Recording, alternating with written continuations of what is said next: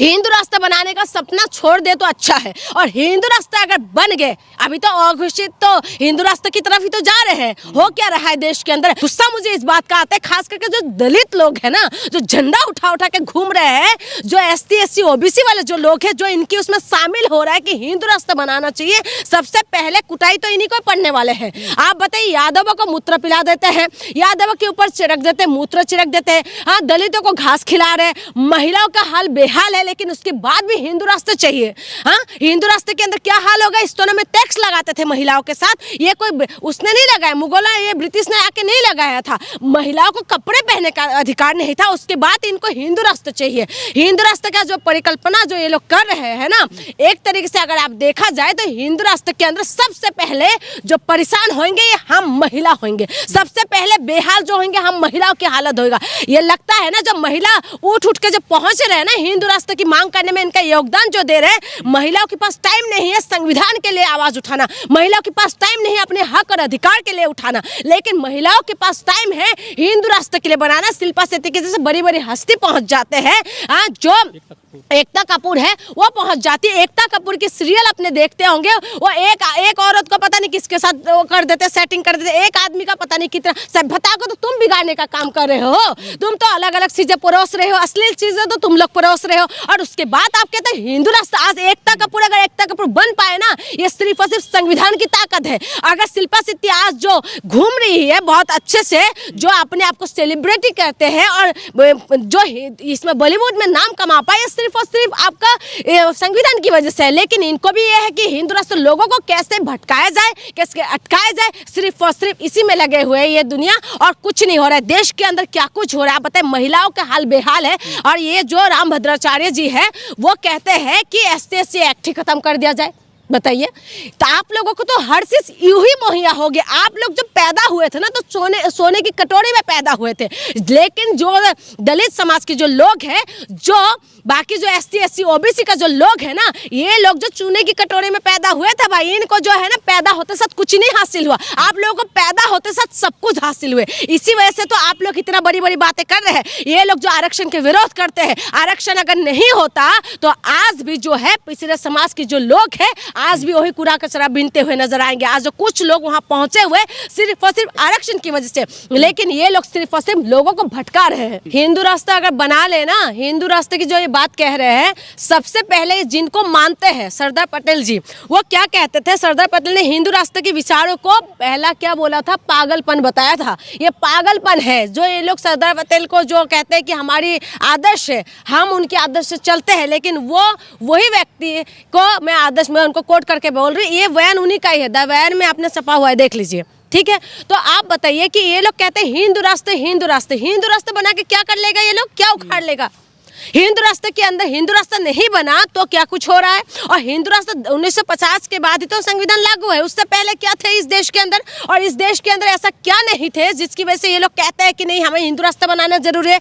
बाबा बागेश्वर की जो बात आप कहते हैं कि जात पात को करो विदाई, हिंदू हिंदू भाई भाई, दिल्ली से लेके ये लोग जो यात्रा निकाल रहे थे, उसमें बड़ी बड़ी सेलिब्रिटी भी शामिल हुई थी। वही धीरेन्द्र शास्त्री जो शुभंकर मिश्रा की ब्रॉडकास्ट में क्या बोलते हैं, वहां पर बैठ के वो कहते हैं कि पहले तो बोलते थे जात पात को करो विदाई, लेकिन वहां पर ये बोलते हैं अगर जात पात को विदाई हो जाएगा ना तो गृह युद्ध छिड़ जाएंगे। बताइए, तो इन्हीं का बयान है ना, दो बयान क्यों देते हैं, पहले कुछ बोलते हैं फिर उसके बाद ये बोलते हैं। रामभद्राचार्य है, ये विकलांग है, आंखों से कुछ देख नहीं पाते, तो इनके कान में किसने भर दिया है आरक्षण का जो विरोध।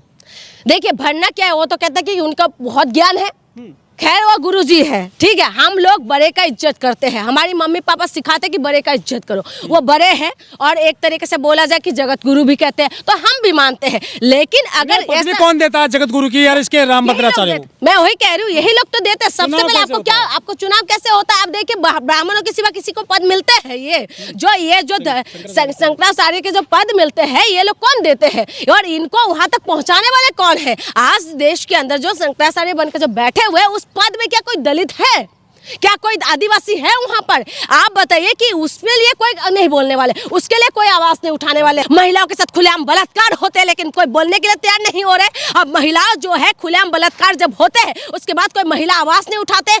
जो देश के अंदर 2012 में जब निर्भया कांड हुए थे ना, तो देश की सड़कों पे महिला पुरुष से पूरी तरह से सड़कें भर गए थे, सरकार से सवाल उठते थे और उसके बाद सरकार दबाव में आए थे और उस टाइम क्या हुआ था, महिलाओं के लिए कानून भी बन गए थे। लेकिन आप बताइए, आप महिलाओं को नंगा करके घुमा देते, कोई बोलने वाले नहीं है। आज जब महिलाओं के साथ गलत होते तो कोई बोलने वाले तैयार नहीं है। ये हिंदू राष्ट्र बनाएंगे, हिंदू राष्ट्र के अंदर तो यही होता है ना, महिलाओं के लिए आवाज उठाने वाले कोई पैदा नहीं होते। महिलाओं को ये लोग झूठी समझते हैं, महिलाओं को ये लोग खुलेआम बलात्कार करते हैं। हिंदू राष्ट्र के अंदर क्या होंगे बताइए? आज जो महिलाओं को सबसे ज्यादा बेहाल होने वाला है महिला। मैं महिलाओं से निवेदन करूंगी, जो आप लोग योगदान दे रहे हैं ना, आप लोगों के पास टाइम नहीं है कि आपको बच्चों की वो करना होता है, आप लोगों को टाइम नहीं है संविधान पढ़ना। अगर संविधान पढ़ने के लिए टाइम नहीं होता, कम से कम एटलीस्ट इतना तो पढ़ लीजिएगा। सबके पास में फोन है, एटलीस्ट इतना आप नेट पे मार लीजिएगा कि बाबा साहेब अम्बेडकर ने हम महिलाओं के लिए क्या कुछ किया, तो आपको समझ में आ जाएंगे। यदि हिंदू राष्ट्र बनाएंगे तो संविधान बदलना पड़ेगा, सब कुछ चेंज करना पड़ेगा। क्यों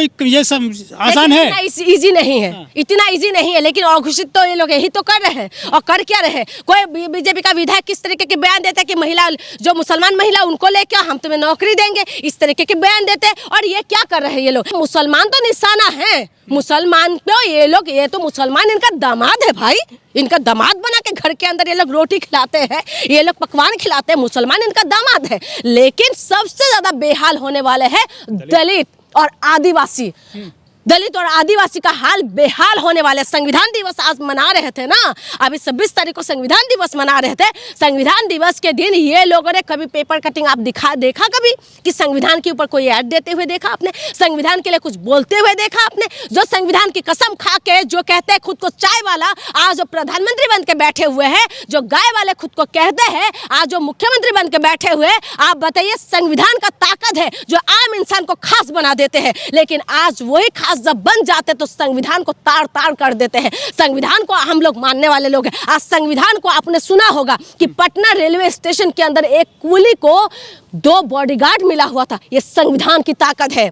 जब बम ब्लास्ट हुआ था उसके बाद उसने जो है वो उसको पकड़े थे, टेररिस्ट को पकड़े थे, और उसके बाद उसके ऊपर जानलेवा हमला, उसको बार बार धमकी आ रहे थे, और उसके बाद उसको ये सिक्योरिटी दिया गया था। ये संविधान की ताकत है। नहीं तो एक कुली को जो पसीना बहाते, गंदे कपड़े पहन के घूमते हैं, जो माथे पे बोझ उठा के चलते, उनको आपको ताकत देगा? किसका ताकत है? संविधान की ताकत है। ये संविधान की ताकत है जो महिला फाइटर प्लेन लेके घूम रहे हैं, और ये संविधान ही है जो महिला नेता बन के कानून बना रहे हैं। नहीं तो सिर्फ महिला बच्चे देने वाली मशीन और आपकी जूती और आपकी जो है ना, आपकी हवस का सिर्फ भूख पूरा करने वाले महिलाओं को समझने वाले ये लोग, आपको लगता है कि ये लोग संविधान को मानने वाले हैं? और हिंदू राष्ट्र जब अघोषित तो है ही, अभी अगर अघोषित है इसीलिए तो आज मणिपुर के लिए कोई आवाज नहीं उठा रहे। जब मणिपुर की बात आते हैं तो हम बढ़ जाते कि तो नॉर्थ ईस्ट वाले हैं, ये तो जो है हमारी उसमें है ही नहीं, ये जात बिरादरी में बढ़ जाते हैं। एपीजे अब्दुल कलाम यानी कि हमारी कलाम जी के लिए, जो साइंटिस्ट है उनके लिए बोल रहे हैं।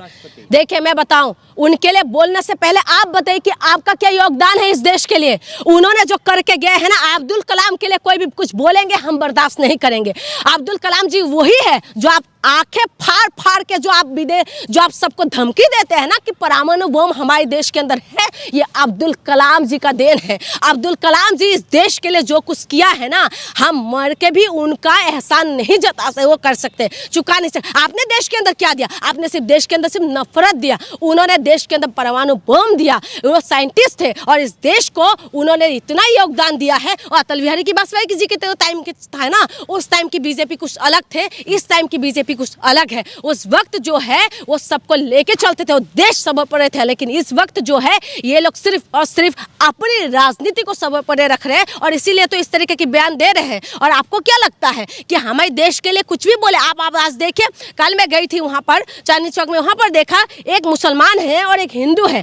हाँ, वो दोनों आपस में कह रहे हैं कि हमारी दोस्ती नहीं टूटना चाहिए। ये तो हमारे देश की खूबसूरती है, लेकिन उस खूबसूरती को बिगाड़ने वाले कौन है? यही लोग हैं। और हिंदू राष्ट्र की जो मांग करने वाले जो महिलाएं हैं, जो गए थे धीरेन्द्र शास्त्री के उसमें शामिल होने के लिए, उनको पता कर लो कि ये कितना करोड़ की फ्रॉडबाजी में है। उनके हस्बैंड लोग क्या बनाते हैं भाई, पता कर लेना ना।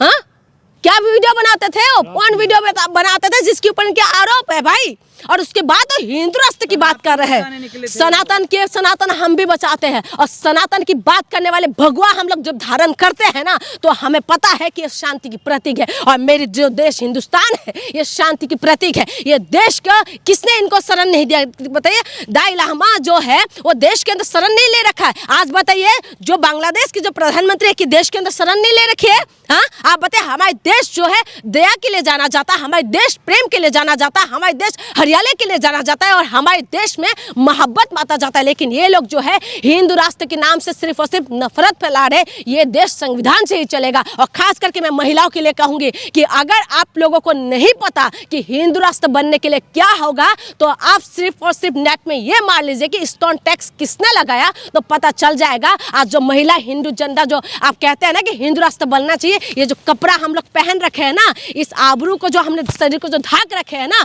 इसको उतारने वाले, तार तार करने वाले यही लोग हैं जो मांग कर रहे हैं। इसीलिए आपको सबसे पहले सोचना चाहिए कि संविधान रहेगा तो ये शरीर में कपड़े रहेंगे, संविधान रहेगा तो आपकी आवाज रहेंगे, और संविधान रहेगा तभी आप लोग बोलने की आजादी है और आप आगे बढ़ सकते हैं। नहीं तो आपका सपना दफन होने के लिए टाइम नहीं लगेगा। और हम बिल्कुल, हम भारत के साथ हैं, हम हिंदू हैं, हम हिंदू को सबसे परे रखते हैं, लेकिन हिंदू राष्ट्र की सपोर्ट हम बिल्कुल नहीं चलते, और देश संविधान से ही चलेगा।